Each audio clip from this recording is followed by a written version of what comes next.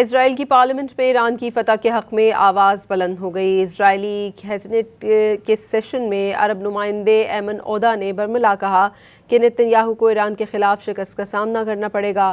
انہوں نے سوال اٹھایا کہ نتن یاہو کی وہ کابینہ جو حماس کے خلاف جنگ میں ناکام ہو گئی، وہ ایران کے ساتھ جنگ میں کیسے کامیاب ہو سکتی ہے۔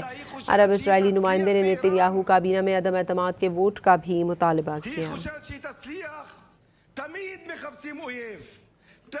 اسرائیل کی پارلیمنٹ میں ایران کی فتح کے حق میں آواز بلند ہو گئی۔ اسرائیلی کھیسنٹ کے سیشن میں عرب نمائندے ایمن عودا نے برملا کہا کہ نتن یاہو کو ایران کے خلاف شکست کا سامنا کرنا پڑے گا۔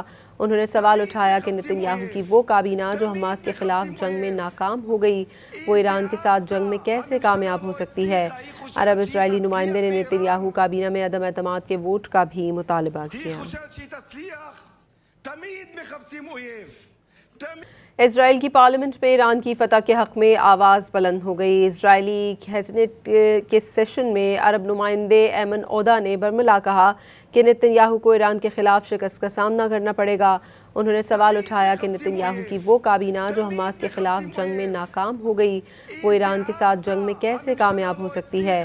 عرب اسرائیلی نمائندے نے نتن یاہو کابینہ میں عدم اعتماد کے ووٹ کا بھی مطالبہ کیا۔